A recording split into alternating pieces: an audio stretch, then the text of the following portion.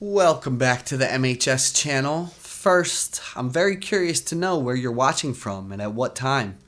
Feel free to share in the comments below.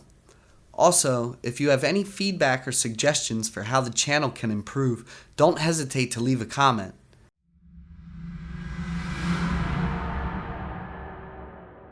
I'm Beavis, an employee at the Food Lion supermarket branch in Concord, North Carolina. While working, I quite often pay attention to the behavior and shopping habits of customers. I also take notice of their sense of fashion and appearance a little. Of course, it's done in a subtle and tactful manner. It's simply a habit while working, and I have no ill intentions at all. One morning, just after opening the store and tidying up a bit around the cashier area, I was quite surprised to see the police show up. "Hello, sir. We are investigating a missing person case. Do you know this individual?" The police officer handed me a photo and asked. "Mrs. Nona," I exclaimed in surprise. "I know her. She's a regular customer here." "Are you certain?" "I'm very sure. I've been working here for over 3 years, and I've known her since then." "But you just said she's missing? Oh my God." I was absolutely shocked when I learned the information about the victim of the disappearance. Mrs. Nona was both a customer and an older friend of mine. She was fashionable, youthful with her striking golden blonde hair, lively at 76, and very wealthy. As far as I know, she was still quite open to relationships. "Do you remember the last time Mrs. Nona came here to shop?" It was about 3 days ago, I think. But she didn't come here to shop. She came to pick up her boyfriend. "Can you provide the footage from the front door camera for us?" "Yes, of course." I quickly cooperated with the police, providing all the information I knew to help speed up the investigation as much as possible. I know Nona's new boyfriend, and I don't like him because of his arrogant attitude and the constant sly look he always has. When Nona introduced him to me with cheerfulness and a bit of pride, he looked at me with a sneer.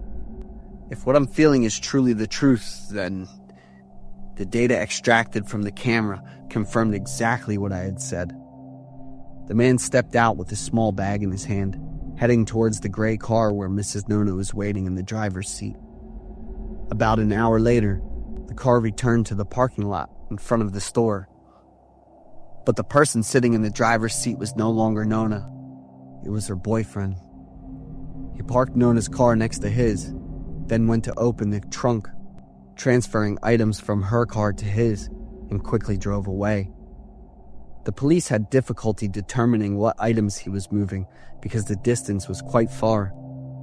But for me, it was a chilling feeling when watching the footage, because the item he moved had strands of striking golden yellow. I think that thing is Mrs. Nona's body. My words made the police officers even more tense. Since the victim was someone I knew and deeply respected, I closely followed the investigation. By extracting additional footage from the camera at the cashier counter, the police quickly identified the man who was with Mrs. Nona that day, Ven Prince. He's 59 years old and had previously served a 30-year sentence for kidnapping women. 3 days after I provided the information and camera footage to the police, Mrs. Nona's disappearance was officially solved. The only regret is that my gut feeling was completely correct. Mrs. Nona had been murdered by him. After being summoned to the station twice for questioning, along with a series of clear and convincing pieces of evidence, Ven finally confessed to the crime after coming up with countless excuses and fabricated stories to lie and stall. At Ven's house, the police found another very convincing piece of evidence: the yogurt container he had bought at the Food Lion store that day.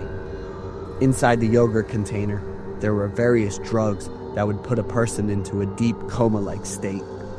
This would have allowed the murderer to easily carry out his attack on the victim.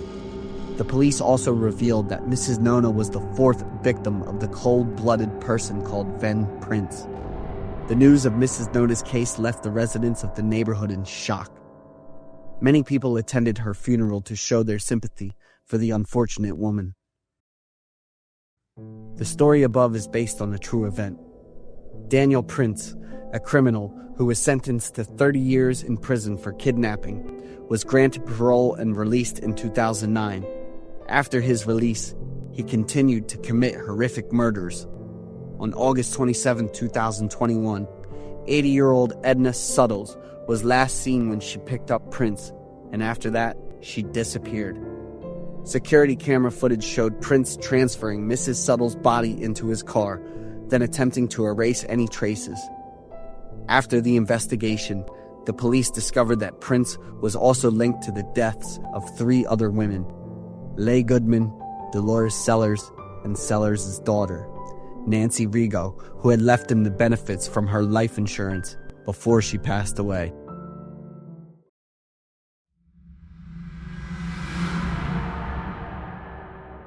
My name's Glenda, 27 years old. I'm a journalist currently residing in Nevada. I'm an introvert and reserved individual who dedicated everything to my job. I did not have a lot of friends as well, and felt a great deal of anxiety talking to people due to me being an albino. I did not have any experience with romance. To be fair, I never thought that there would be a single person in the world wanting a relationship with me. Things turned upside down the moment I met Jim. He's a strong, tall, perfect man, super friendly too. Jim was an already established person with a great family to back it up, enough to hit me up at first sight. I, of course, thought that he was totally out of my reach and not even dreamed of him glancing at me. But he made the first move indeed. A lot of attack from a love-struck Jim from me on the get-go. Flowers, expensive gifts kept showering me from Jim. He always tried to find ways to see me, spending time with me. Yet when he expressed his feeling after 1 week, I declined. Don't get me wrong, I really, really liked him, yet this quick of a pace worried me that he would lose interest as quickly. But Jim was very persistent, for over 6 months, and I finally agreed. When I saw Jim's happiness, I almost cried myself. Finally, I could feel what love was. Jim was very caring.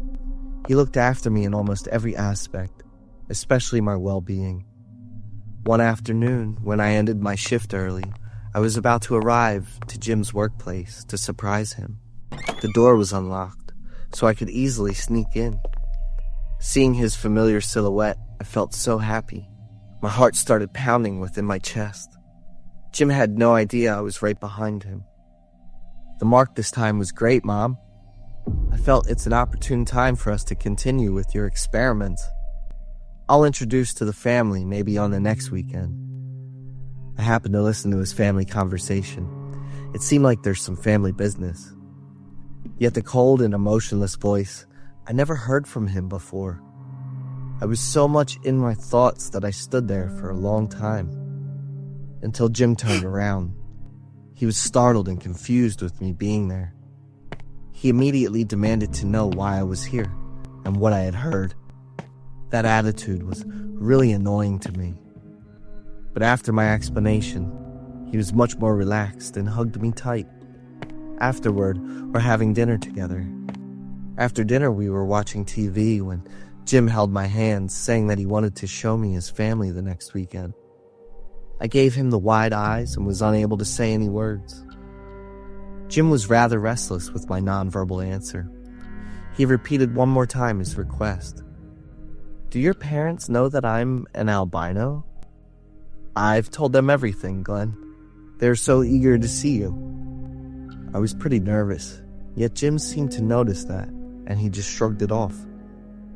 He was certain that his parents had no problem with that and would like me like he did. His persuasive tone, combining with my adoration for him, melted me away, and I agreed on his proposal. I followed Jim to his home, a small town a few hours away from the main city. Everything here was strange and rather isolated.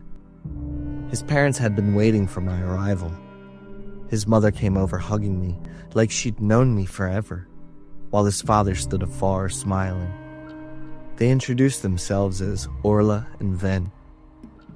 Yet even before I was able to introduce myself, they had bombarded me with questions. Those questions weren't about my information, but focused mainly on my health conditions. I was a bit confused at first, yet Jim told me that his parents knew all about me already. Their main concern now was about my health. With this revelation, I gradually warmed up to their questions. During mealtime, Jim's parents asked me about lights and the supernatural.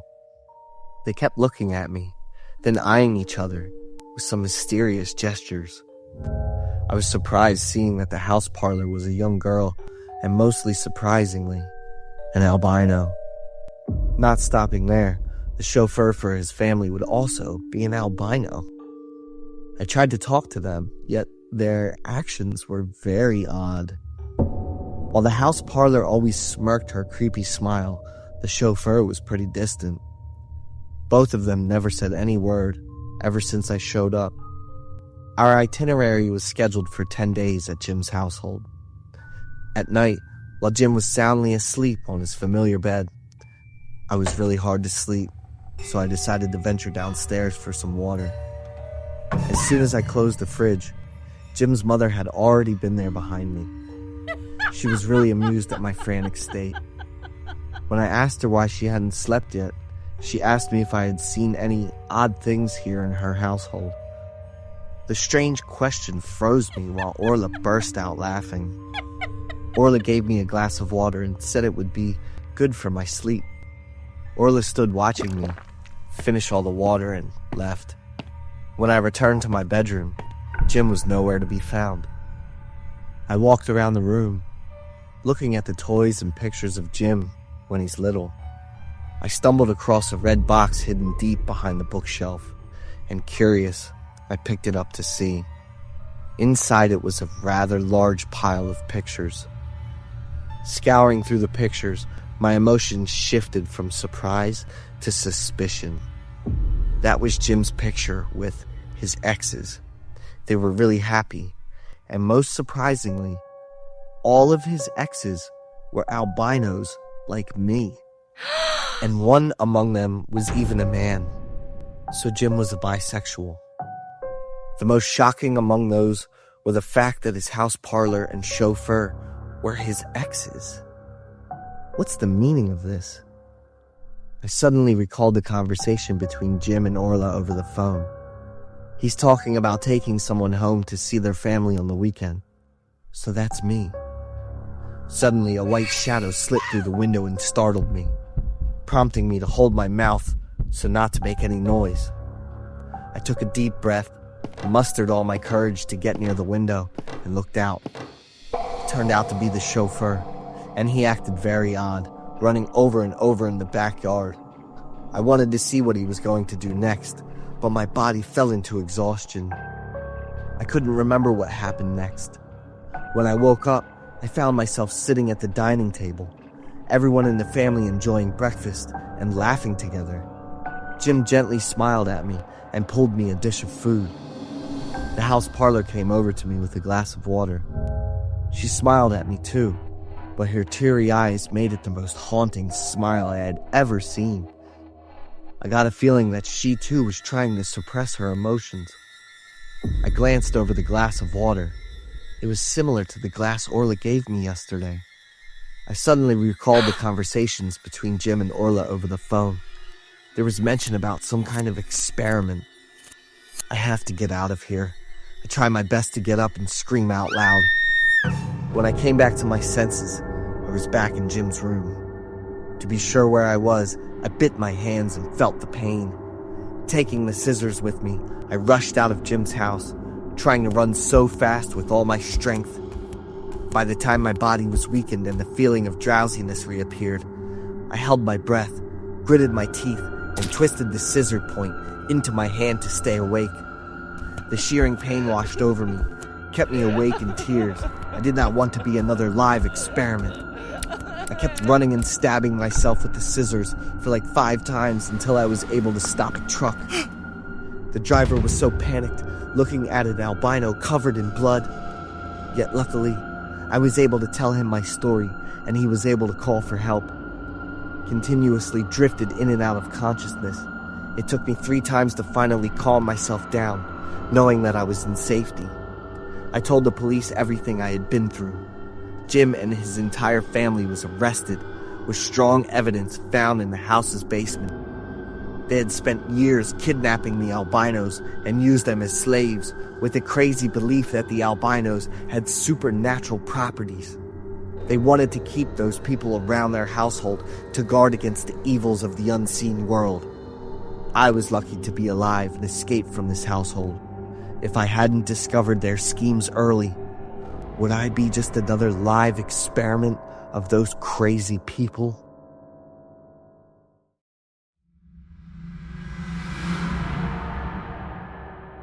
I'm Selena, 24 years old.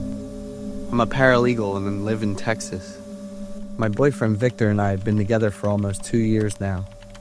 Victor's 4 years older than me and super into photography. My room's full of artsy portraits Victor's taken. He never leaves the house without his camera. Wherever he goes, he's always pulling out his camera and snapping amazing shots. Victor's picky about it. He likes to handle the whole process of taking and developing photos himself. Lately, Victor's been picking up a bunch of jobs, so his schedule's been crazy busy. After all that craziness, we finally got to spend some time together. Victor was wiped out and told me his neck's been pretty sore lately. I figured it was from work and told Victor to take it easy for a few days. He stopped taking on jobs and just stayed home to develop photos and send them back to the customers. Everything was fine until one day. Victor developed the photos he took for the high school group at the graduation. That's also the school Victor went to when he was younger. But weirdly, all the photos came out messed up with light streaks in one part. Victor had never dealt with this before. He checked the photos on the camera again, and they were fine. When he developed the photos again, the light streaks were gone. We figured it was a problem with the photo development process. But when I looked closely at the photos, I got goosebumps, because I saw a woman's shadow showing up everywhere. I couldn't see her face clearly, just a pale face, dark eye sockets, and long hair. I quickly showed the photos to Victor. He was freaked out for a while.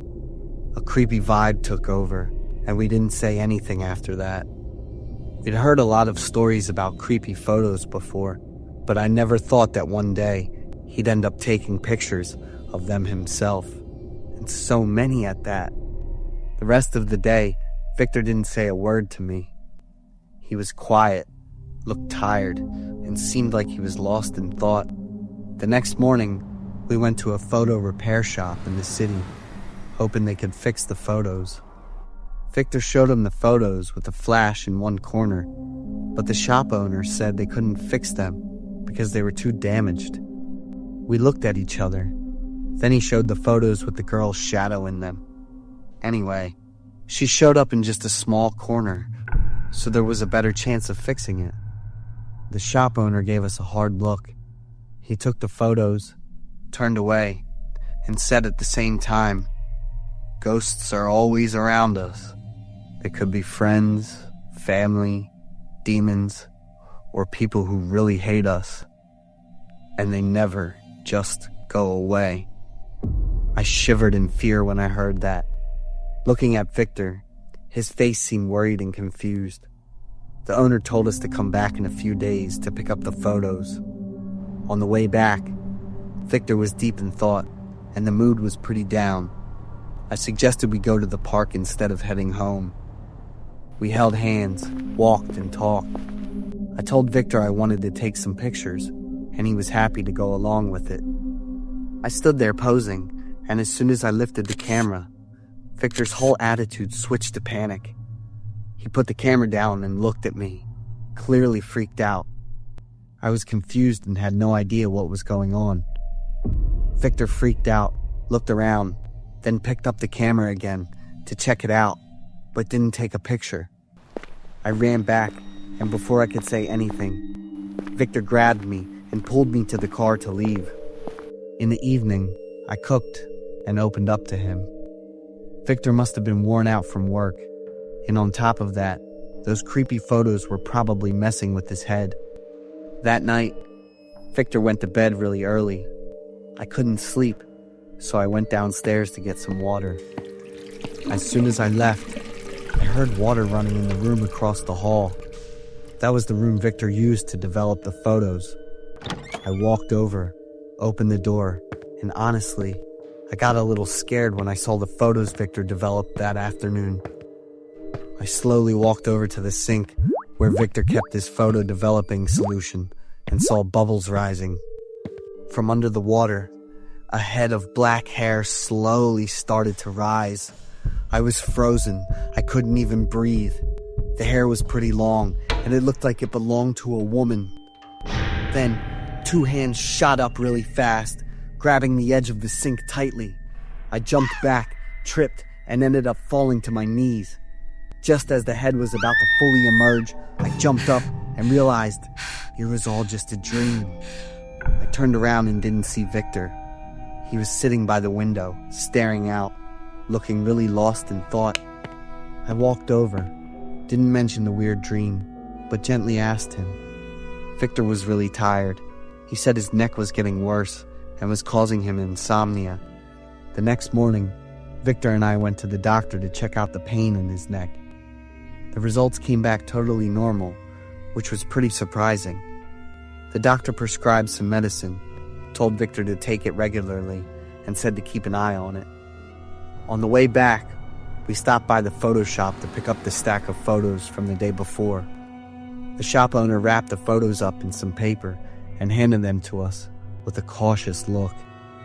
He didn't answer any of our questions, just told us to check out the photos ourselves when we got home. When we got home, Victor quickly tore into the stack of photos to check them out. Both of us were shocked because the woman's figure wasn't edited at all. It was even clearer. She had changed her posture, and her face clearly showed the details and a hateful expression. Victor instantly burned all the photos and called the customer to apologize and sent over some compensation. Victor gave up his job and stayed home since the pain was getting worse. His health getting worse, along with not sleeping, put him in a bad mood. I caught him a few times yelling and even telling someone to stay out of his life. But when I peeked through the crack in the door, I was shocked to see he was alone. There were times when Victor would wake up in the middle of the night, stare at me, scream in fear, and tell me to go away. I rearranged my work and planned a trip so Victor could relax and hopefully ease his neck pain. We picked a place close to the city and drove there in our own car. The road was full of fresh, bright scenery. I played some soft music, and we both felt really relaxed. Those happy moments didn't last long. A few minutes later, Victor suddenly screamed in panic, gripped the steering wheel tight, and then slammed on the brakes. He kept panting, and it really confused me. Then Victor quickly jumped out of the car, looking frantic as he checked the front. I quickly unbuckled my seatbelt and got out of the car, asking him what was going on. Victor said he had just hit a girl really strong, and he needed to rush her to the emergency room. I hugged Victor, looked him in the eyes, and told him there was no girl. Everything was fine. Victor stared at me for a while, then calmed down and kept apologizing for his mood swings these past few days. I suggested we head back and get Victor to see a psychologist, but he firmly insisted that everything was fine and wanted to keep going with the trip. I saw how determined Victor was, so I agreed. But the trip just wasn't fun anymore. Victor's face was really tense as he drove, and I kept staring at him, worried. The traffic light ahead turned red, right at the crosswalk. There was a schoolgirl walking across. I didn't see any signs of Victor slowing down, so I turned to remind him. Victor gripped the steering wheel, his eyes bloodshot, his face and neck swollen, shouting loudly as he slammed his foot on the gas pedal. "I told you to stay out of my life!" And then the awful thing happened. Our car sped up and slammed into the schoolgirl. The car lost control and then crashed into an electric pole on the side of the road. There was red on the windshield, along with the twisted body of that poor girl. I only had time to see that horrifying sight, felt a sharp pain in my head, and then passed out. I'm not sure how long it was, but I was lucky to wake up and recover pretty quickly. Victor wasn't as lucky. He temporarily lost control of his limbs. My family pushed me in a wheelchair to visit Victor. He didn't look at me, just kept crying and saying sorry. Victor said he knew why all the weird stuff that had been happening lately was going on. In high school, Victor had a girlfriend named Bethany. Victor got really into photography back then, and he and his girlfriend would often take souvenir photos at school. One day, Victor found out that Bethany was being bullied by two of his close friends in the lab. Instead of protecting his girlfriend and standing up to his two friends, Victor just stood there laughing and taking photos. Bethany felt completely hopeless and ended her life when she turned 18. Haunted and exhausted, Victor lost consciousness, thinking the schoolgirl walking by was Bethany. Victor was feeling really regretful, thinking he was paying for his past mistakes. Victor said goodbye, not wanting my life to be affected. I cried a lot. I loved Victor so much, but just couldn't face him. A few months later, while I was cleaning up at Victor's place, I accidentally found a photo he'd taken of himself. The spirit of a high school girl with a resentful look was sitting on Victor's shoulder. It had to be Bethany. If you enjoyed this video, don't forget to like, share, comment, and subscribe to the channel. Each small action helps the channel grow, allowing us to continue bringing you videos like this for a long time. If you have any thoughts or opinions about the stories in the video, please leave a comment below. I'd love to hear from you. Finally, if you'd like to support the channel even more, click the join button right next to the subscribe button. For just $3 a month, you'll receive a special badge next to your name when commenting and get early access to new videos. Thank you so much.